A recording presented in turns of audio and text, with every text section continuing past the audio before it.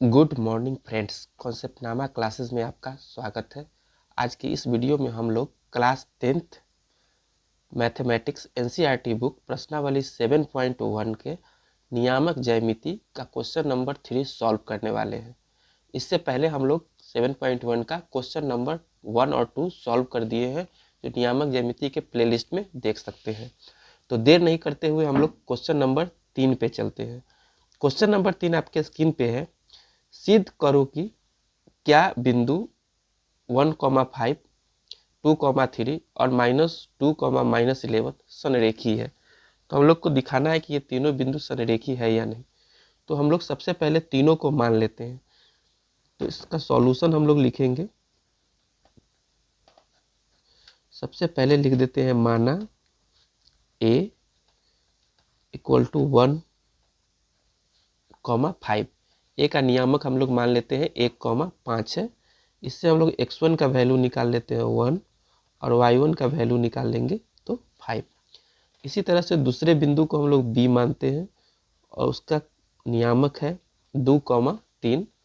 इससे आपका x2 का वैल्यू हो जाएगा 2 और y2 का वैल्यू हो जाएगा 3। इसी तरह से हम लोग c निकालेंगे। c का नियामक है -2, -11, यानी x3 का वैल्यू हो जाएगा -2 और y3 का वैल्यू हो जाएगा -11। ये हो गया। तो इस तरह से हम लोग तीनों बिंदु से तीनों का नियामक निकाल लिए। पहले वाले से x1 y1, दूसरे वाले से x2 y2, तीसरे वाले से x3 y3।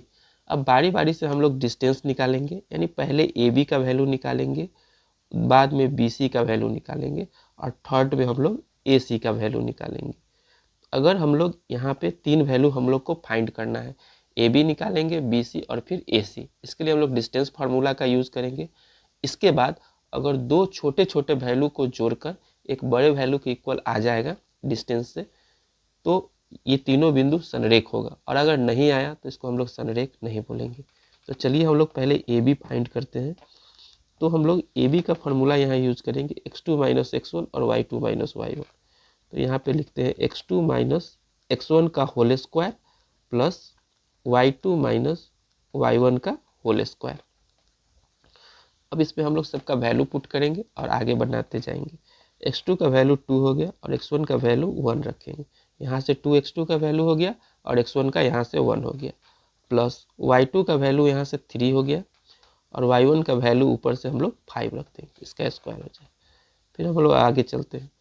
2 में से 1 घटा देंगे तो 1 का स्क्वायर हो जाएगा और 3 में से 5 घटा देंगे तो -2 का स्क्वायर हो जाएगा। ठीक है, तो इसका 1 पे स्क्वायर 1 हो जाएगा और 2 पे स्क्वायर 4। और इसको हम लोग लिख सकते हैं, कितना आ जाएगा, √5। और इसका कोई यूनिट नहीं है, इसलिए हम लोग इसको इकाई लिख देते हैं। तो इस तरह से हम लोग AB फाइंड कर लिए। अब हम लोग यहाँ पे BC फाइंड करेंगे। BC के लिए हम लोग फार्मूला यूज करेंगे x3 - x2 का स्क्वायर, फिर y3 - y2 का स्क्वायर, यानी बाद वाले पॉइंट में से पहले वाला पॉइंट घटा के लिखेंगे।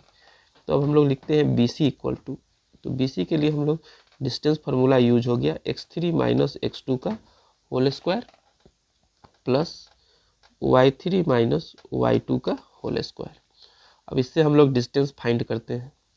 तो हम लोग यहाँ पे लिखेंगे x3 का वैल्यू कितना है, -2 और x2 का वैल्यू -2 है, तो ये भी -2 हो जाएगा, प्लस y3 का वैल्यू कितना है, -11 और y2 का वैल्यू हो गया 3 का होल स्क्वायर।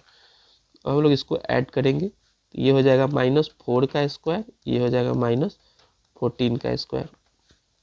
ये आपका आ जाएगा 16 + 196। इसको ऐड करेंगे, ये आ जाएगा 212। तो इसको अभी हम लोग लिख लेंगे कि कितना होगा, 212 का जो हम लोग रूट निकालेंगे तो इस टाइप से आएगा, 2 × 2 × 53, यानी 2 इसको हम लोग 53 इकाई लिख सकते हैं। तो इस तरह से करके हम लोग BC निकाल लिए।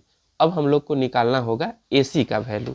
तो यहाँ पे देखिए A और C के लिए x3 - x1 का फार्मूला यूज़ करेंगे, फिर y3 - y1 का फार्मूला यूज़ करेंगे।